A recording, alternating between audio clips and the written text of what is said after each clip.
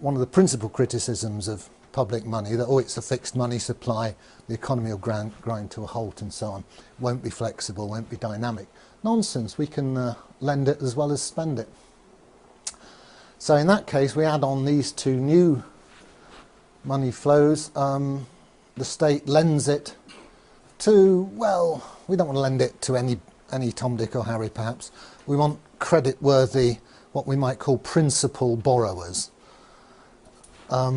Typically a bank, and the banks could perhaps participate in reverse auction. The state could say, well, here's 100 billion new money, we're going to lend it to the best bids. Okay, you guys submit your IOUs and we'll choose the best one. So it's a nice free market way of doing it. It has a side effect that wholesale interest rates are set by the market and so on. So don't get fazed by people saying that our money supply is fixed and inflexible. There's other ways of doing it. Obviously the state can lend zero interest to public infrastructure projects as well. I'm just highlighting this because it's something I've been discussing with Bill Still, who's on the libertarian ticket, and he wants some free market answers to meet his critics. Right, here's a basic operation. It's how the banks make their profit, among other ways. It's the main way they do it. So banks have this neat way of adding numbers to your loan. You know, you take out a £100,000 mortgage and you look at it in a few months' time, and if you've not been meeting all your payments, it's suddenly 101,000. Conversely, all the people who are making deposits with the bank, they get some interest added to their accounts. Not much these days, and the difference between what's added to loans, what adds to the bank's assets, and what's added to the customers' deposits, which increases the bank's liabilities, that's called the spread, and gives the bank a lot of its gross profit. It also, of course, charges fees and all sorts of other little niggly ways of getting money out of you. But basically the interest rate spread is their business model. The bank, as we've seen, have operating costs, same as everybody else, leaving a net profit. And this net profit is then distributed, some of it to the shareholders, some is retained, and banks, as they go on year after year retaining profits, that increases that shareholders' capital account on the balance sheet. The bank gets more valuable to its shareholders. So here's a schematic of what happens to a balance sheet when the customer pays interest to the bank. Here's the balance sheet before assets. Remember that's all the loans and so on. Liabilities, all the customer's deposits. Here's a customer with some money in the bank. Unfortunately, the bank now is demanding that money from him as interest, and he pays it. What happens to the balance sheet? Well, the assets stay the same, all the loans. That money didn't get added to his loan, it was actually paid by him. Where does it go? Well, schematically it ends up in the shareholders' capital account here, which grows by that amount. Other liabilities stay the same. Obviously it goes through, in formal real-world accounting, it will go through the profit and loss account. But profit and loss accounts are regularly reconciled into the balance sheet.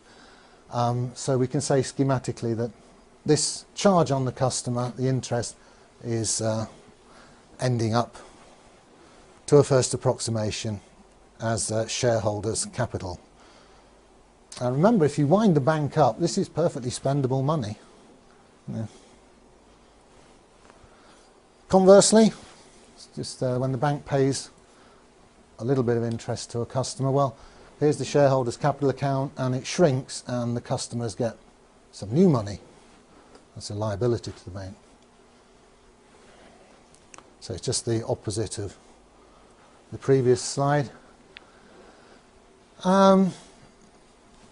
There's the gross interest charged on loan. There's the interest paid back to depositor. The difference is the gross profit, which it's sort of a bit skew that it accumulates on the liability side of the bank's balance sheet, but all that means is that the shareholders have dibs on it, should the bank be wound up. Okay, I'll switch tack now to the basic structure of the UK banking system, which is a two-tier system. There's a bunch of banks, high street banks, Lloyds, HSBC and Barclays, etc. And the customers interface with those commercial banks. We deposit our money there and we take loans from them. Each of those banks has its own reserve account at the Bank of England, the central bank. As we'll see, the numbers here that the banks have on their asset side have different qualities to the numbers here, the ones we get to use, our renter currency. We can't get our hands on the stuff there, unfortunately, although we own it, the bank. So here's a schematic of the two-tier money system. Here's us out here in the economy using what are called broad money numbers. Those ones that have been lent into existence, they're just called broad money. There's a lot more of them than what's called the base money, which circulates between the banks. Goes from one reserve account to another within the computers at the Bank of England. So interesting points. The causality goes that way. We do all our business, run our economy, and then at the end of each day, behind the scenes, the banks do interbank settlement using these base money numbers. And very interestingly, there's no crossover between, there's no direct crossover between the circulation of these base money numbers between the banks themselves and the circulation of the broad money numbers which you and I get to use.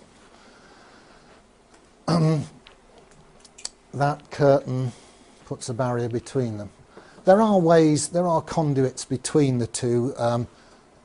Technically you can buy and sell gilts here, and you can buy and sell gilts here, and the banks can order physical cash here and we can get hold of physical cash. But as regards the electronic money that's more or less all of our medium of exchange, these two circulations are disjoint, they don't cross over. Mike Black is going to explain this more fully this afternoon, or later this morning, later anyway. So here's the overall picture. There's the money numbers that we use. They come in and out of circulation as loans are taken out and repaid. Ambiguity, are they money or credit? Well, you can always have a good argument about that. To all intents and purposes, they're money. And they circulate with great complexity as we do our business. And then basically at the end of each business day, the huge number of money transfers of this sort of broad money is settled by net transfers of this sort of base money. As I said, there's far fewer of these base money numbers. They're internal to the banking system, and crucially they're issued debt-free by the Bank of England. It's been doing quite a lot of that lately with quantitative easing. The more money numbers you have in this part of the system, the more easily the banks can settle their differences at the end of each day, because they don't always actually transfer the numbers to each other. Sometimes they have to lend them to each other, and of course then you've got to trust that the bank you're lending to is going to pay you back, and if they look a bit shaky, you're a bit more reluctant to lend to them.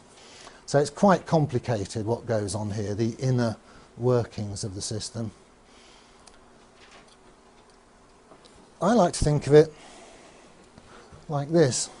Because of the disconnect between the two circulations, we're almost moving to a system where we the people, the users, get to use these funny money numbers, and the guys running the system are settling up between themselves at the end of each business day using these other numbers. And there's getting to be such a disconnect between them, they might as well be using Smarties to settle up, because their game is to make a very good living by making the rest of us use their funny money numbers. And we gradually, since the Second World War, we've moved incrementally into this, what's now a scam. I think I'll leave it there then and take questions.